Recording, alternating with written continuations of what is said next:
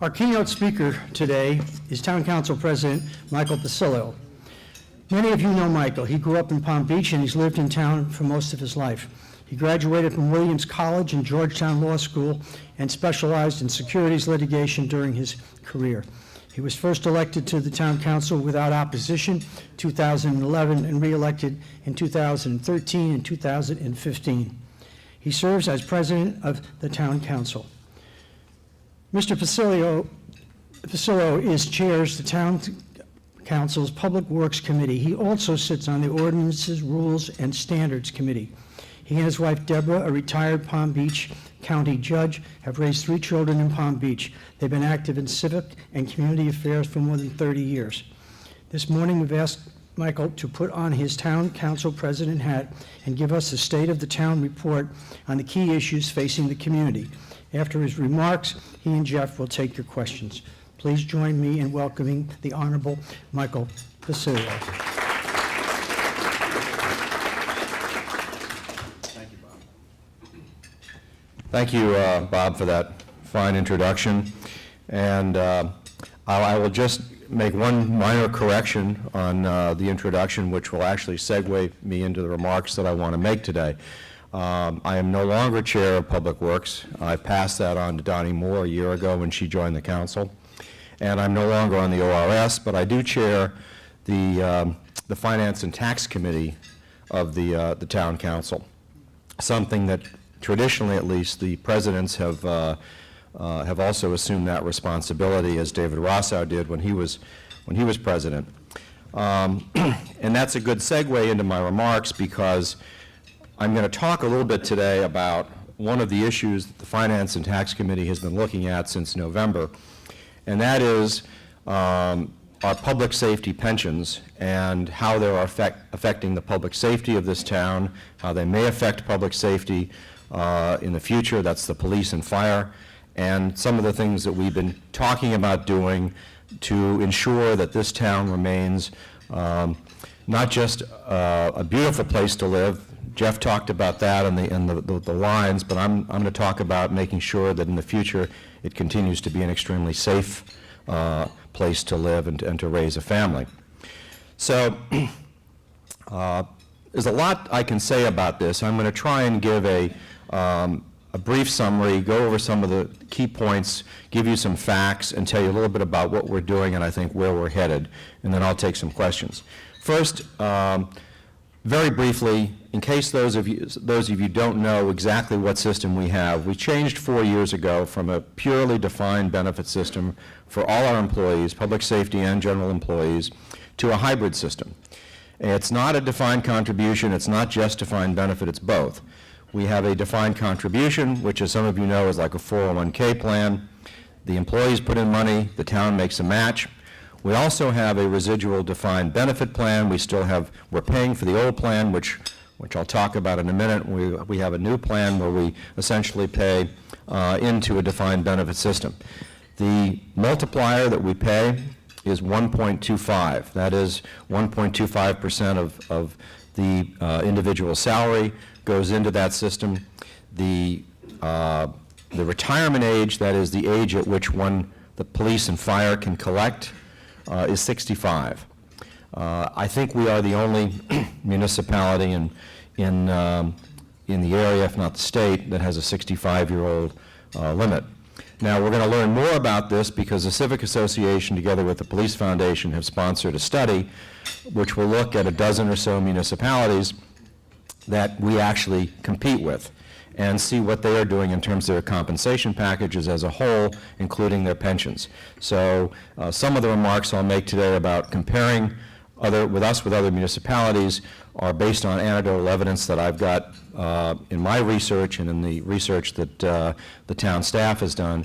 But thanks to the Civic Association, the Police Foundation, we're going to have some pretty hard data, I think, by next week that we'll be able to use when our committee meets again. The first question I think that I confront, and that I think citizens rightly confront when they look at this issue, is there really a problem here? Is this something we really should be worried about and spending time on?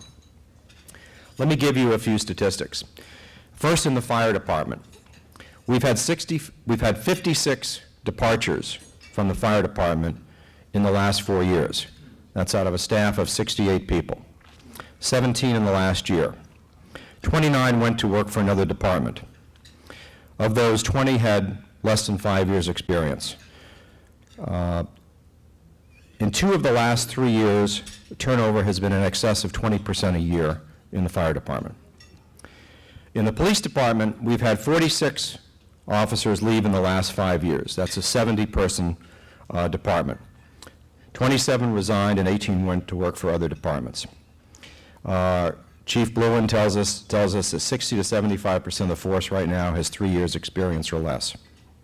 Turnover rate in the police department has been ranged between 13 and 16% in the last 4 years.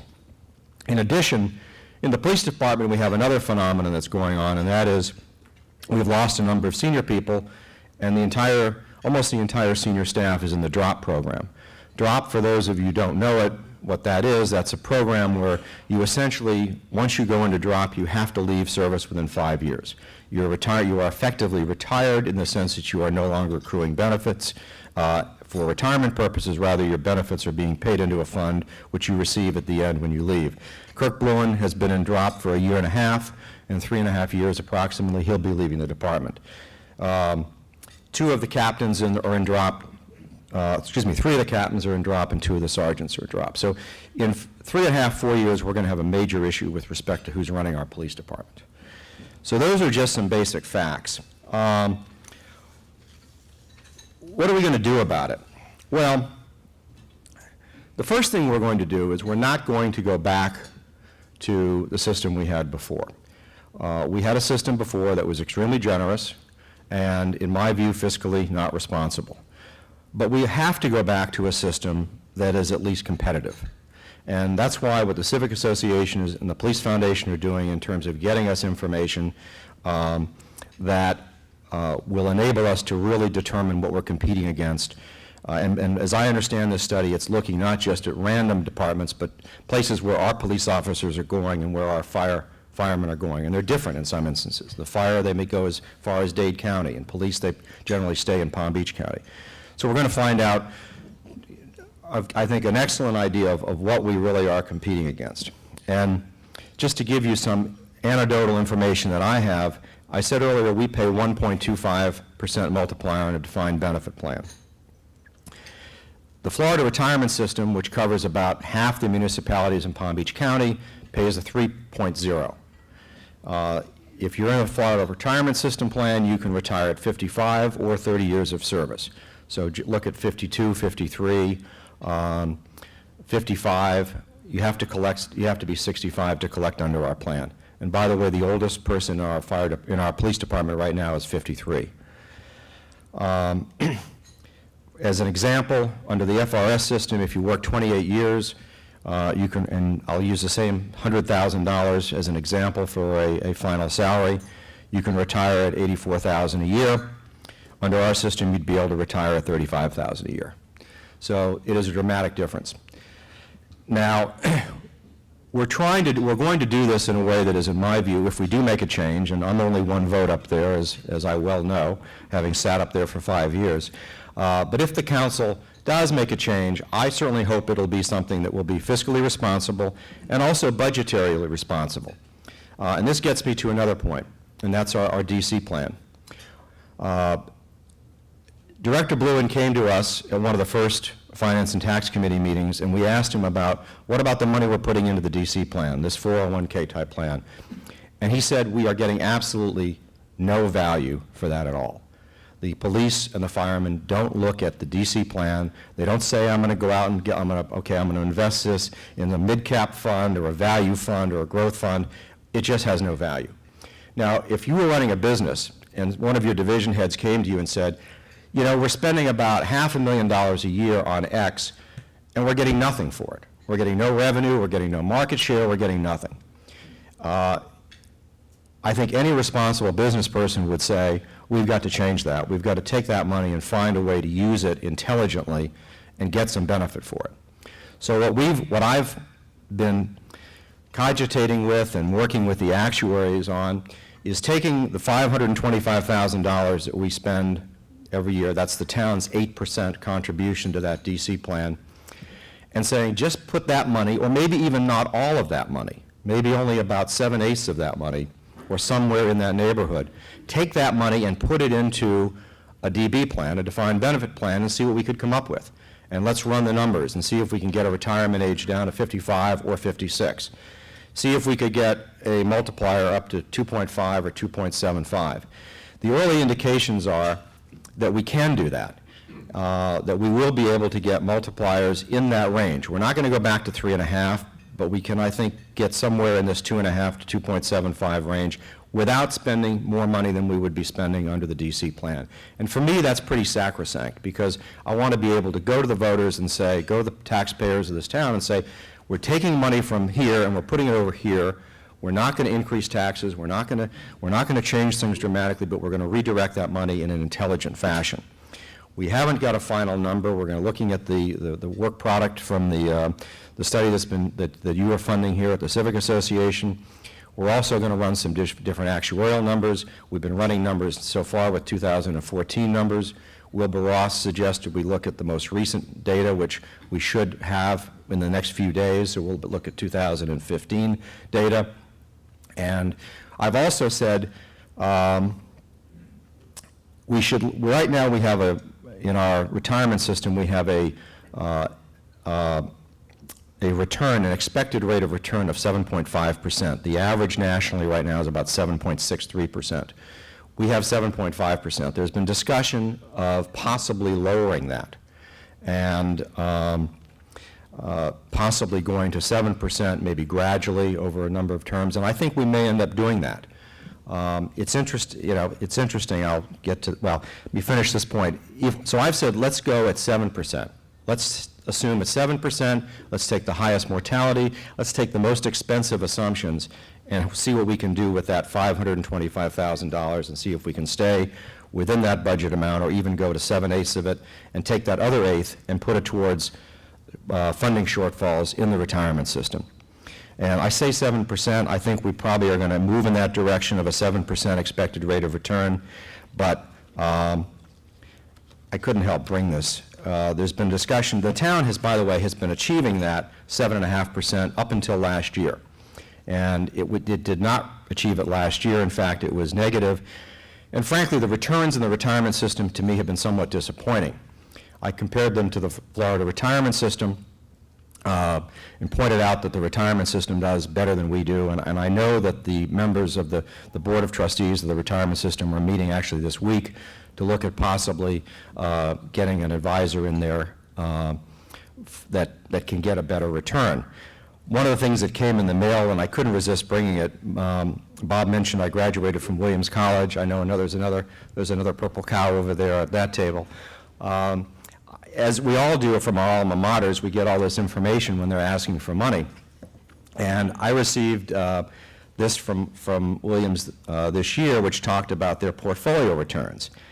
And it's about a $2 billion endowment. And I looked at it and I found this is interesting. In 1 year they made 9.9%, 3 years 14.1, 5 years 12.9, 10 years, which includes a recession, 8.8, and 20 years 11.6. So somebody out there is making better than 7.5% a year. It can be done. But even if we end up going to a 7% or 7.25% or something like that, I want to make sure that we can do this in a way that gets us competitive, doesn't break the bank, and addresses what is clearly a problem in our community. And we have to address it now, because if we wait 4 years down the road, we're going to see a very different police department. We're going to see a very different fire department. And the way to address these problems is before they occur. So that's what we're doing. We're probably going to have another meeting of the Finance and Tax Committee before we make a recommendation to the council. We have not made a recommendation yet. As I say, we're still working with data, with the actuaries. We're taking our time, but I do hope that we will have a recommendation to the town council in time for the next budgeting process that starts really in earnest in June and July and is completed by September. So that's my report on one issue that is, I think, very important. I'm glad Jeff was here today, so I didn't have to talk about undergrounding. But it's a pleasure to be with you, and I'm happy to answer any questions that you may have with respect to this. And Jeff, of course, will answer all the questions about undergrounding.